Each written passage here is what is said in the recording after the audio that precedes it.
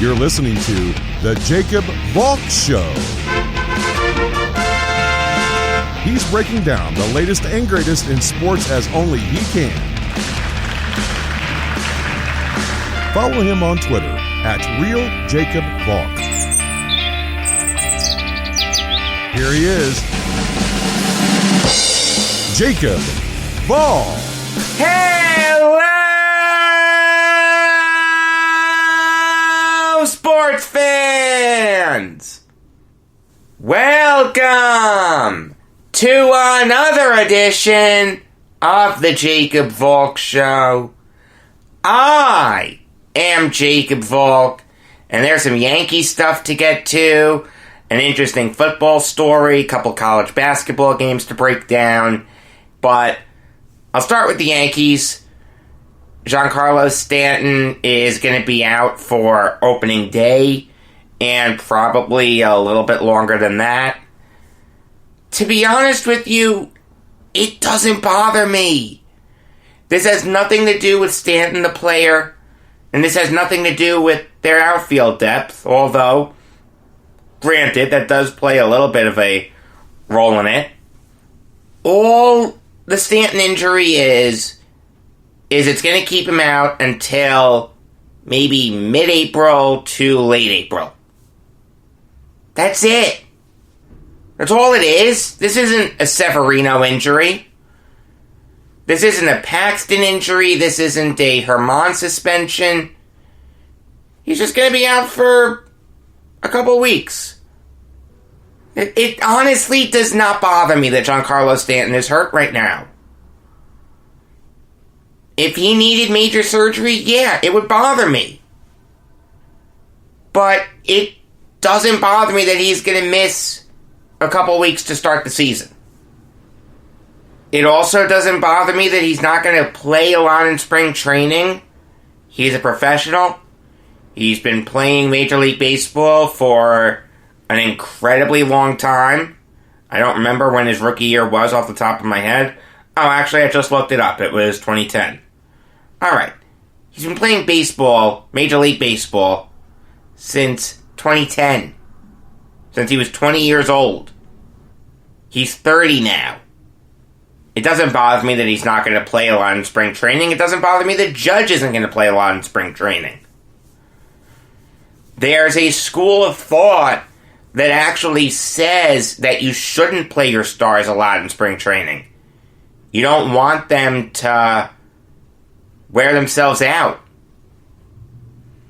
If they have a great spring training, that may be all the good at-bats they're going to have for a while. That's the school of thought. I don't necessarily agree with it, but it's a legitimate view that some people have. The Stanton injury honestly does not bother me. If he gets hurt again and misses extended time, yeah, we have an issue. But we don't have an issue right now. And the people calling him Ellsbury, we're not at that point yet. I understand that last year was a frustrating year. I get that. It was tough to not see their best hitter in 2018 on the field in 2019. And there's no question that if you're paying a guy as much as the Yankees are paying him, he should play in more than 18 games. But we're not at the Ellsbury point yet. Ellsbury never had a year like Stanton had in 2018 for the Yankees. Stanton is a much better player than Ellsbury ever was. He's not Ellsbury yet.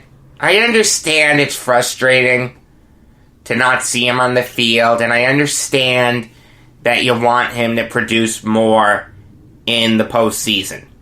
I get that. Are there some parallels between Stanton's Yankee postseason career so far and Ellsbury's postseason career for the Yankees? I mean, Ellsbury never got a hit in the playoffs for the Yankees. Stanton is better than that. Cut Stanton a little slack. He's still one of the best sluggers in baseball. When healthy, he's one of the best players in all of baseball. Calm down, pump the brakes. It's really not that big a deal. Quite honestly, I wasn't even going to talk about it until I saw this story from MLBTradeRumors.com, a website that I go on multiple times every day. Connor Byrne, one of their writers, published an article, 6 potential trade targets for Yankees rotation. Now, he cautions that it's probably not going to happen, and these guys may not be available, but it's fun to speculate. He mentioned 6 guys in particular, and he threw out a few honorable mentions. I'll go over the 6 guys that he mentioned first.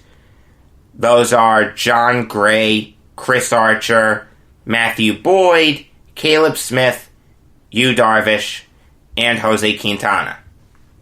I don't think the Rockies are going to trade John Gray. I like Gray. He's a good pitcher. He's not great. He's certainly not worth where he was picked in the draft, 3rd overall. He was actually picked by the Yankees in 2011, picked in the 10th round. But he went to the University of Oklahoma instead, where he became the 3rd overall pick. It worked out for him. He hasn't been great for the Rockies. It's actually funny. He has better stats at Coors Field than he does on the road. I don't think the Rockies are going to give him up, though. I think they're trying to contend. I think they're trying to go for it. I don't think they're ready to sell off their pieces yet. They would get a pretty nice haul for Gray if they traded him now. It's fair to wonder if his value will ever be higher than now. I like Gray. He's a good pitcher. I wouldn't mind the Yankees going after him. I just don't see it happening. I do want to preface, though. I forgot to do this. I should have done this before, but I'll do it now. Not the end of the world. You're probably thinking to yourself, why am I talking about trade targets when Severino is going to be back at some point next year? Well, for starters, you can't count on him being as effective as he was. Second up, the Yankees' rotation next year is Cole, Severino, Montgomery, Herman, and that's it. They have all their minor leaguers still, obviously, but Happ is a free agent, thank God. Paxton's a free agent. Tanaka's a free agent.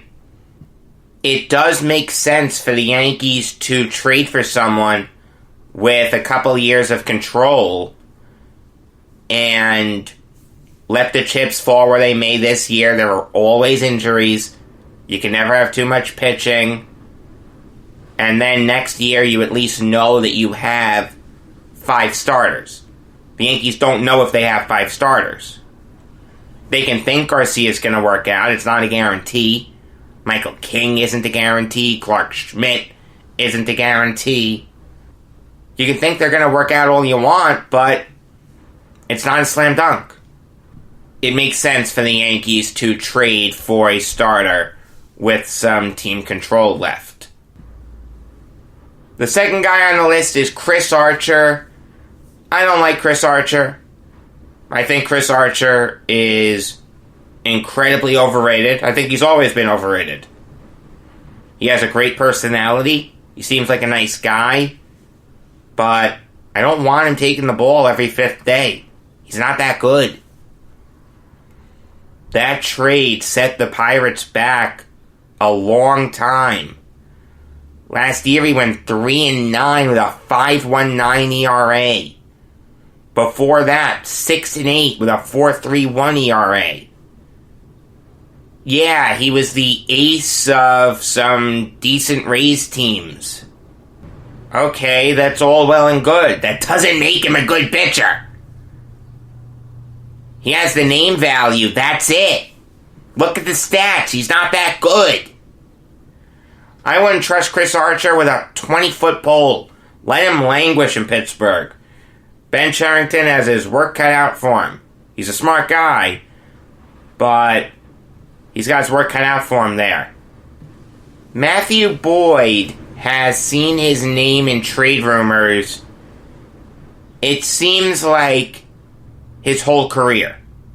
I mean, it really started in, I'm trying to remember, 2016 or 2017. You know, you'll watch him pitch and he has decent stuff, but the numbers aren't there. Last year, 9-12, 4.56 ERA. Year before that, 9-13, 4.39 ERA. He's not a good pitcher. And the price that the Tigers have put on him is exorbitant, to say the least. I wouldn't touch Boyd at all. Whatever team trades for Boyd, and he will be traded at some point. Whatever team trades for him is going to lose that trade. I'm saying it right now. Caleb Smith is interesting. He's a former Yankee. Only pitched in 9 games for him in 2017. He wasn't very good. The Yankees gave him away to the Marlins. And he had a decent year in 2018. Now, he got hurt, but the Marlins expected big things from him in 2019, and he took a step back. He still had some injury concerns. He actually led the National League in home runs given up. But if the Yankees wanted to take a chance on him as a bounce-back candidate, I can't even call him an innings eater because he's never pitched more than 160 innings. If you want to take the chance on him, I don't mind it. Just don't give up an arm and a leg for him. He looked like he was going to be a nothing with the Yankees, but he's turned it around a little bit in Miami. He's a solid pitcher. I don't mind him. It would make sense for the Yankees to take a chance on him. But the two guys that Byrne mentioned last, Yu Darvish and Jose Quintana, are really intriguing to me. We all know how talented Darvish is. Now, look, I understand that the 2018 season left a bad taste in Cubs fans' mouths. And the way that he ended the 2017 season, by getting shellacked in the World Series twice, wasn't how Darvish pictured his brief Dodgers career going. Especially after he was really good in the NLDS and the NLCS. But this guy is one of the best strikeout pitchers in baseball. He always gets 200 strikeouts. He is incredibly talented. I understand that he's due a lot of money. He's due a little over $20 million for the next 4 years. That's the average annual value. So the Cubs would have to pay some of that down. The Yankees are going to be paying a lot when it comes to the luxury tax. So I think the Cubs would be willing to pay down some of that because they have their own luxury tax concerns. Darvish does have a no-trade clause. I don't know how he feels about going to the Yankees. I know he's happy in Chicago, but the opportunity to pitch in New York may appeal to him. Maybe there's some appeal with the fact that he'd get to play with Tanaka and the same team that Hideki Matsui used to play for. That may sound racist, but it's not. The Yankees are a very well-respected team in Japan. When Shohei Ohtani went to the Angels, it surprised a lot of people. I think Darvish would make a ton of sense for the Yankees. It's unlikely, but it's certainly possible. As is Jose Quintana. If the Yankees are confident that their minor league options will be ready at some point, then Quintana's the perfect fit. He's a free agent after this year. I understand that he didn't have a good year last year. 13-9, 4.68 ERA. That's not good. But that's an outlier when you look at how his career has gone so far. I remember when Quintana was mentioned in trade rumors when he was with the White Sox. I thought he made perfect sense for the Yankees. Young, cost-controlled, lefty. If you were to write down on a piece of paper what the Yankees needed at that time, it would have looked a lot like Jose Quintana. He actually was a Yankee before. He was in their minor league system. For whatever reason, it didn't work out. He went to the White Sox, and the White Sox were able to fix him. So, hey, I give him credit. It'd make sense for the Yankees to go after Quintana. He's not due too much money, $10.5 million this year. I understand that the Yankees are over the luxury tax, and any dollar they add will add to their penalty, but $10.5 million in the grand scheme of things for the Yankees is not an exorbitant amount of money. It'd make sense for the Yankees to bring him in. Of those 6 guys, though, Darvish is the one who I would target the most. But if the Yankees got Quintana or Smith, it wouldn't bother me in the least. The honorable mentions were Danny Duffy, Jeff Samardzija, and Johnny Cueto. Duffy is a decent pitcher. He's nothing special. I don't even know if I can call him an innings eater, though, because he's never pitched more than 180 innings. He is a lefty, for whatever it's worth, but the Yankees already have 2 lefties in Montgomery and Happ. I like the idea of just having 2 lefties in your rotation. In a perfect world, your rotation should be righty-lefty, righty-lefty, righty. I understand it doesn't always work that way, but in a perfect world, a rotation should only have 2 lefties. Duffy would be an interesting guy to get. He's similar to J. Happ, though. He's just a little better. I'm not crazy about him. Jeff Samardzija is interesting. I've never been the biggest fan of his, but he had a good year last year in San Francisco. 11-12 with a 3.52 ERA. That's pretty good.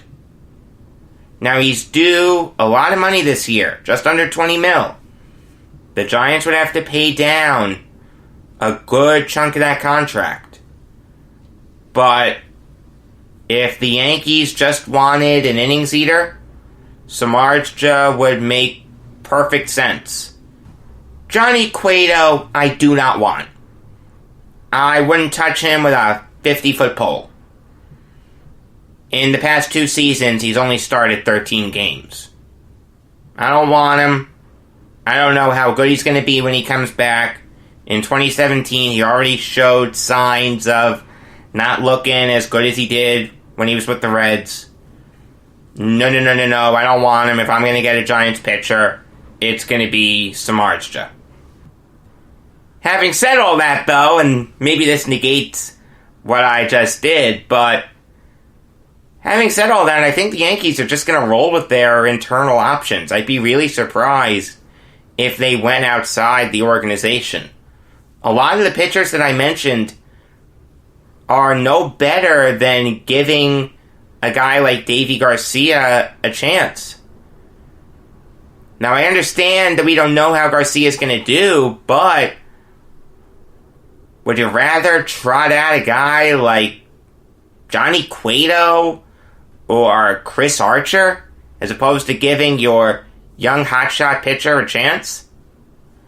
I wouldn't. I'll tell you right now. Of those 9 guys that I just mentioned, I really only want 4 of them. Darvish, Quintana, Smith, and Samardzija. I don't think it's going to happen, though. I think the Yankees are going to have Deivi Garcia as their 5th starter. And you know what?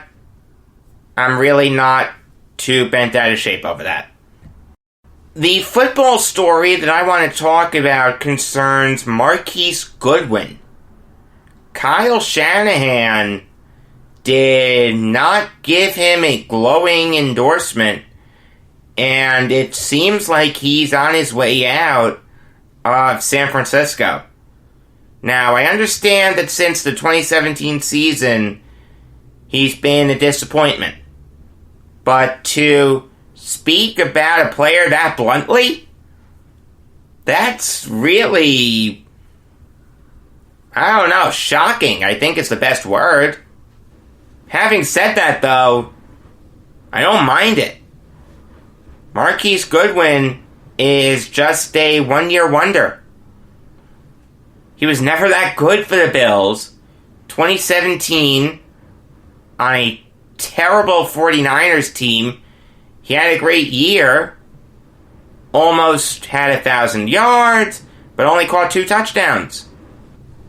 Then this year rolls around and he's an afterthought in the receiving game. It was George Kittle, Deebo Samuel, and Emmanuel Sanders. Guys like Goodwin and Dante Pettis were at the bottom of the depth chart. I don't mind the 49ers getting rid of him at all. It'll be interesting to see what they get for him. A team that needs receiving depth could do a lot worse than Goodwin. He's not terrible, he's just not great. I'd be surprised, though, if the Niners got more than a 5th-round pick for him. No one's going to be mistaking him for Jerry Rice anytime soon, I'll tell you that. Alright, the 2 college basketball games that I want to talk about were both 1-point games concerning ranked teams. And I will start with Rutgers-Penn State. Now, Rutgers at one point was ranked. And they're, I don't know if I can call them a bubble team. I think they're going to be in the tournament comfortably, but it's not as much of a guarantee as it was. They have struggled as of recently, but I'll tell you, they had a great game against Penn State yesterday. They didn't even need their 2 best players, Ron Harper and Geo Baker, to almost knock them off. Harper was bad, as was Baker. Their best player was Jacob Young. Now, Young's a good 6th man. He's not great, but he's a solid player, and he had a really, really good game yesterday. He was the high man for Rutgers, with 13 points. Shot 5 for 9, and 3 steals. If Harper and Baker had been on, Rutgers would have upset Penn State. Penn State was really lucky to get out of there with a win. They weren't able to solve the very good Rutgers defense. Even though they have a very good offense, a good defense usually beats a good offense. And Lamar Stevens, one of the better offensive players in the nation, played like garbage. Absolute garbage. He only shot 4 for 13 from the field. 9.7 rebounds. He's got to do better than that. Now look, I understand that Myrion Jones didn't play. And if he had played, Penn State would have won that game a lot more comfortably. But Stevens should have had a much better game than this. And it's really interesting that this game came down to a battle of the benches, with Isaiah Brockington being the seminal reason that the Nittany Lions won. He was the high man with 16 points, shot 5 for 6 from the field, 5 for 7 from the charity stripe. That was probably the best game I've ever seen Brockington play. And he did it against a good Rutgers team. This is a Rutgers team that can make a run to the Sweet 16. Depending on the matchup, it's very possible that this team could make a pretty good run in March. Moving on now to Maryland, Minnesota. And I gotta be honest with you, watching that game, I was doing other things. I wasn't as into it just because I thought Minnesota was gonna win that game. They were up by 16 at the half, and even for a solid part of the second half, they looked like the better team. And with 2 minutes left in that game, Minnesota was up 8. How do you blow that game? I understand that Maryland's the better team, but you're home. You've got to be better than that. And I got to tell you, there were a lot of people on Twitter screaming about Richard Pitino. And you know what? I understand why. He has not done a great job in Minnesota. He's only made the big dance twice. And in the first year, they got upset by Middle Tennessee. Okay, fine, 5-12 upsets happen. But then the second year, after beating Louisville, his father's old school, he got destroyed in the second round by Michigan State. He lost by 20. That left a bad taste in a lot of people's mouths. I'm not the biggest fan of Pitino. I don't think he's terrible, but I don't think he's great. It's fair to wonder if he's ever going to be the coach of a Golden Gophers team that makes a huge run in the tournament. Also, Minnesota fired a very good coach in Tubby Smith to hire Pitino. So he's automatically being judged against Tubby Smith. That, combined with the fact that he's Rick Pitino's son, it's a lot to live up to. I understand why Golden Gophers fans are calling for his head. They have every right to, and it's going to be interesting to see what happens with Minnesota going forward. Tomorrow, I'm going to be breaking down the latest and greatest in sports. Whatever it may be, you know the drill. You're a good listener. Hopefully there are no more Yankees injuries to talk about. Let's take a break. Please, for the love of mercy, no more injuries. Until tomorrow, I am Jacob Valk saying that Candlestick Park wouldn't have been such a bad place to play if it wasn't for the wind. Then again, though, that's like saying that hell wouldn't be such a bad place if it wasn't for the heat.